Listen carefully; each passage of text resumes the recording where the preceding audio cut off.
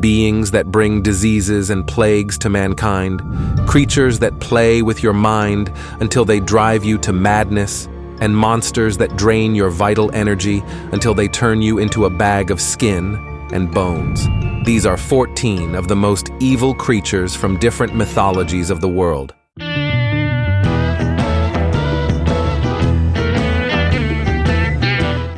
Number 1. Crony. In Tamil mythology, Crony is the embodiment of absolute evil, a primordial being that exists in opposition to the forces of good and justice. According to tradition, Crony was born from the primordial darkness at the beginning of time, possessing immense power and the ability to assume different forms to carry out his malevolent designs. Think of Crony as the Joker of Tamil mythology, but much older and without the makeup. This guy is no novice in the evil business. He is the very embodiment of everything we don't want in our lives. Injustice, evil, chaos, come on. Everything your mother told you to avoid.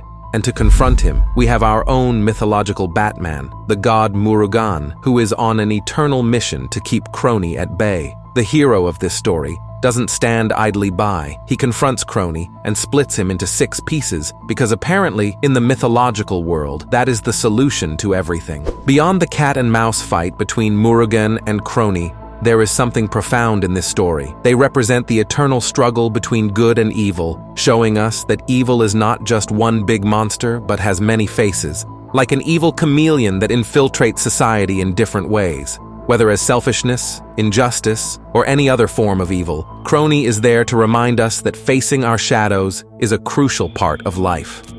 Number 2. Strigoi. Originating from Romanian folklore, the Strigoi are vampire-like creatures. They are souls of the dead who return from the grave to harm and torment the living. They feed on blood and can turn into various animals. They are commonly described as having the appearance of a corpse, pale, thin, and with signs of decomposition. They live in cemeteries, tombs, and dark places. They are also said to inhabit rural areas or the homes of their families. As with other vampire myths, they are associated with bats and wolves. They are generally solitary, although they may appear in groups. Their main weapon is their sharp fangs, which they use to bite and suck the blood of the living. They have sharp fangs, red or glowing eyes, and the ability to transform into animals.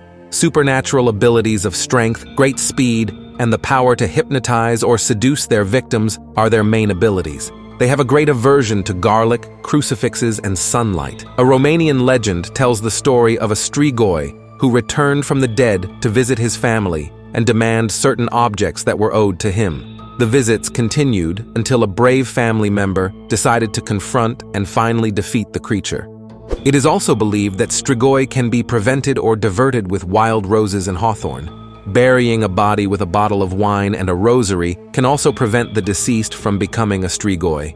It is thought that exhuming the body and piercing the heart with an iron nail can stop them. Other methods include decapitating the corpse or burning it. Number 3. Drood.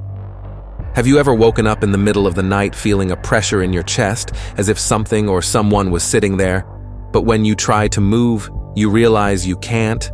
According to Germanic mythology and folklore, you might have had a close encounter with a Drood. And no, we are not talking about a simple bad dream, but an evil spirit that specializes in turning your nights into a real nightmare. Droods, also known in some stories as Trudy or Druda, are basically the German equivalent of the boogeyman, but much scarier. It is a nocturnal demon that visits you while you sleep and can cause such a strong oppression that it leaves you breathless. And when I say breathless, it is literal. These beings were believed to be able to steal your breath, leaving you in a state of anguish and terror. The funny thing is that the Droods didn't need doors to enter your room. In some versions of the legend, these creatures were witches who, leaving their physical bodies behind, went out to do their business, spreading evil wherever they went. And don't think that the people of the time stood idly by. There was a whole arsenal of protective measures against these nocturnal visitations. From hanging bags of magical herbs to using protective symbols and reciting incantations before going to bed. Anything went when it came to keeping the Droods at bay. I would like to take this opportunity to thank all of you who are joining as members of the channel. Your contribution makes my job much easier and allows me to not depend so much on visitors. So thanks to all of you who show me your support by joining me in this project. Thank you, thank you, thank you, thank you, thank you, thank you, thank you, thank you, thank you. Number 4. Ariman. Ariman, also known as Angra Mainyu, is a central figure in Zoroastrian mythology and religion, representing the spirit of evil, darkness, and destruction. Imagine you have two brothers. One is the good guy, who always does the right thing, and the other, well, he's Ariman.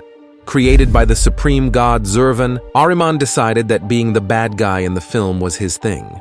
He's dedicated to doing everything he can to ruin things, from spreading disease to corrupting human souls. A real headache for his brother Ahura Mazda. This is not your typical sibling fight over who gets the remote control. We are talking about an epic battle that defines the destiny of the universe. Ariman, with an army of demons at his side, is on a mission to destroy all the good that Ahura Mazda has created. And the fight is not just up there in the cosmos, it is also happening inside each of us. According to Zoroastrianism, we all face our own inner battle between following the path of good or falling into the temptations of evil. Every decision we make, every word we say, carries weight in this eternal struggle between good and evil. Number 5. Tokoloshe. The Tokoloshi is an evil and mischievous creature from Zulu mythology and other southern African cultures.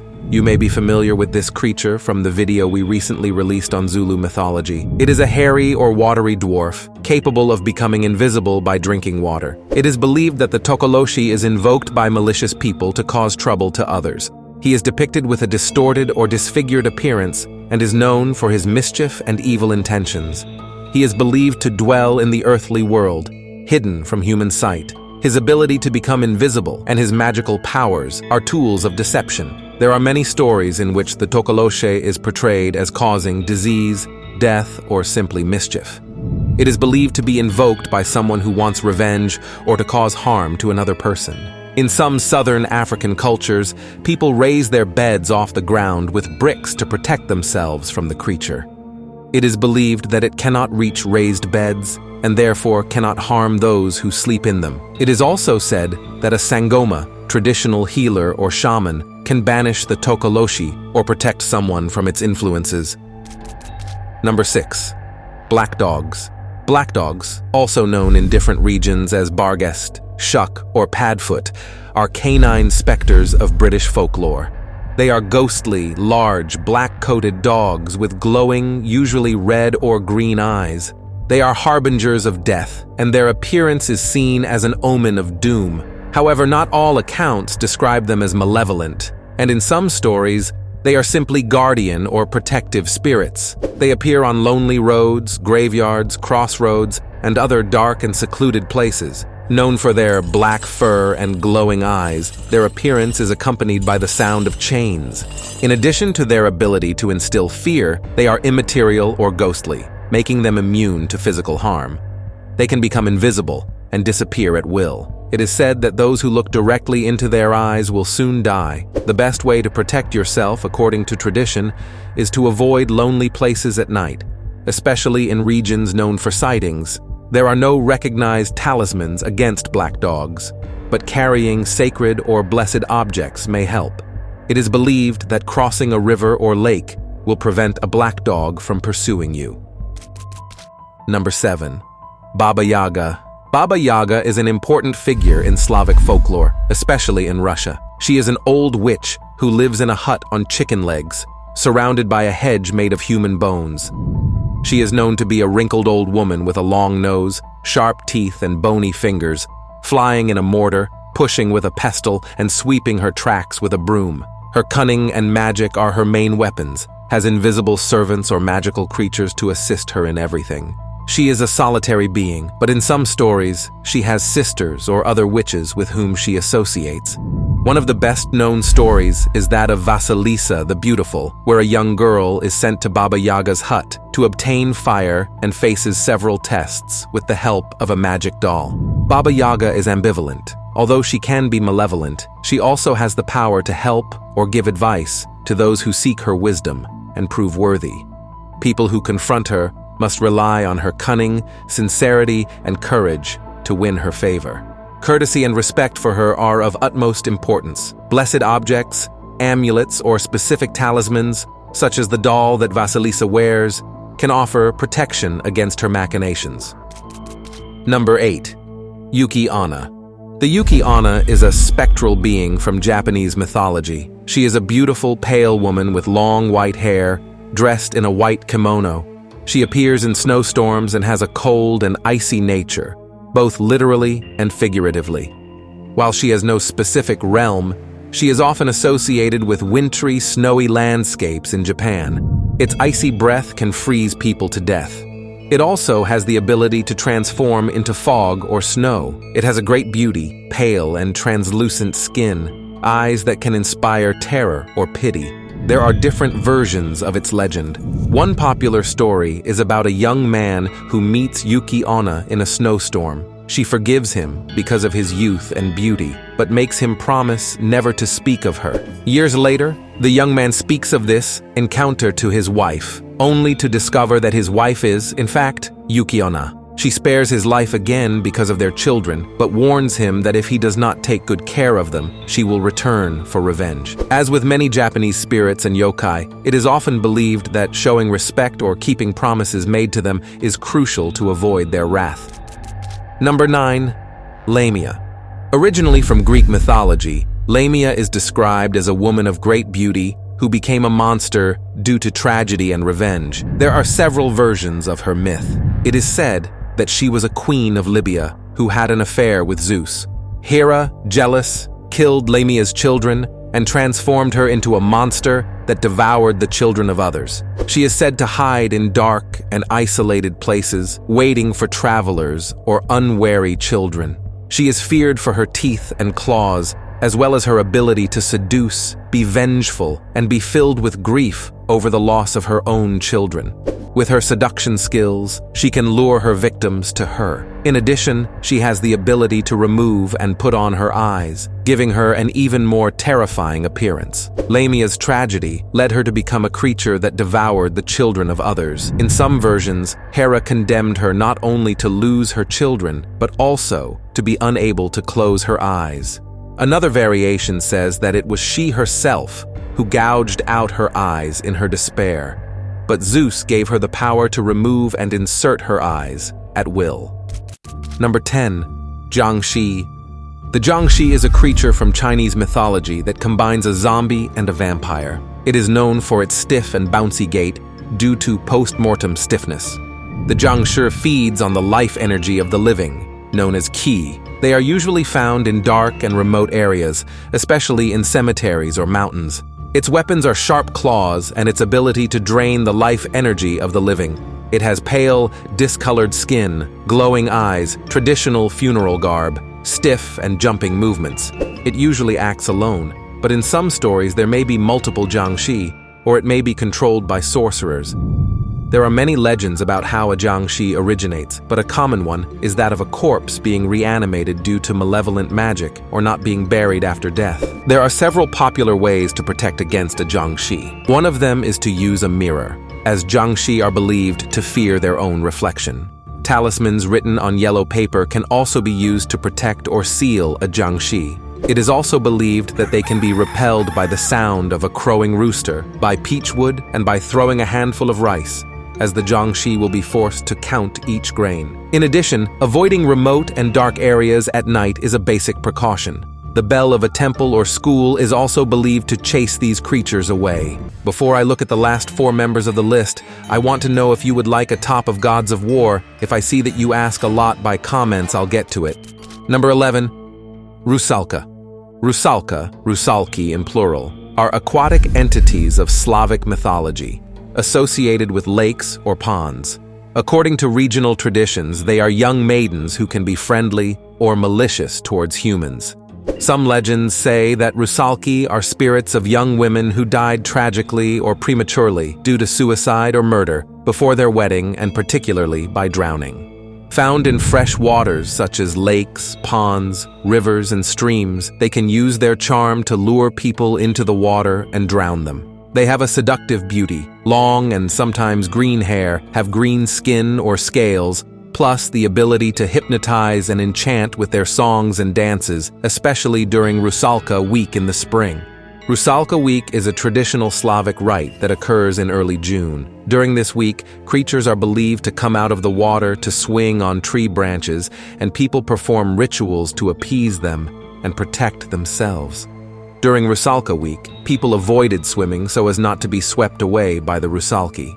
Garlands were also hung, and rituals of dancing and singing were performed to appease these entities. Leaving a thread or ribbon in the water could protect people from being drowned by a Rusalka. Number 12. Asuras. In Hindu mythology, the Asuras are a class of divine beings, considered demons or minor deities. In the earliest Vedic texts, the Asuras were seen as benevolent gods, but their role evolved over time, and they were eventually portrayed as beings in conflict with the Deva. They live in various subterranean or infernal realms. Asuras are known to possess powerful magical weapons, often bestowed by Brahma or Shiva after the performance of rigorous penance. Many Asuras have vast armies and mythical creatures under their command. They are depicted with fierce appearances, and sometimes with multiple heads or arms. Asuras are known for their strength, magic, shape-shifting abilities, and the ability to cast curses. Some Asuras also possess invulnerability to certain types of weapons or attacks due to blessings. One of the most famous stories is the Samudra Manthan, or the churning of the ocean of milk, in which both the Deva and the Asuras collaborated to churn the ocean and obtain the nectar of immortality. During this process, various treasures, poisons, and finally Amrita, nectar, emerged. However, the Deva, with the help of Vishnu, managed to trick the Asuras into keeping the nectar for themselves. The Asuras caused trouble in the world because of their jealousy towards the Deva and envy for not having the nectar. Number 13. Aeri. The Aeri is an evil spirit from the folklore of certain North American Indian tribes, particularly among the Chippewa. It is the spirit of a frail-looking girl with shadowy, ghostly overtones who, after death, returns from the realm of the dead to bring sickness and discomfort to other people, especially other children. Although it comes from the world of the deed, the Aeri is said to descend from the mountains and hills at night to spread disease. Although there are variations of the story, a common belief is that anyone who sees Aeri's shadow is under threat of a deadly disease. Wearing a red thread necklace can protect against the Aeri. In some indigenous cultures, they also take precautions to protect their children, keeping them close or preventing them from playing outdoors after dark to protect them from the evil spirit. Number 14. Myling. The Myling is a creature from Norse mythology, specifically from the Scandinavian tradition. These spirits belong to unbaptized children who have been abandoned or killed by their parents. The Mylings are said to roam the earth, angry and jealous, searching for someone to give them a proper burial. They roam the Scandinavian countryside, often near the places where they were abandoned or killed. Their ability to cause profound terror and their ability to attack those they meet along the way make them a feared creature. They are portrayed as solitary beings, although they may appear in groups. Their appearance as a ghostly child with signs of decay is terrifying. Mylings are known to attempt to jump on the backs of passers-by, demanding to be taken to consecrated ground and properly buried. As they are carried, they grow heavier until their victim sinks into the ground. The most effective way to protect against a Myling is to give it a proper burial and to avoid areas where children are known to have been abandoned. Stories about Mylings were told as warnings about the cruel treatment of children and the importance of religious rituals. Remember to participate in the comments if you want a video of Gods of War or for a part 2 of the most evil creatures.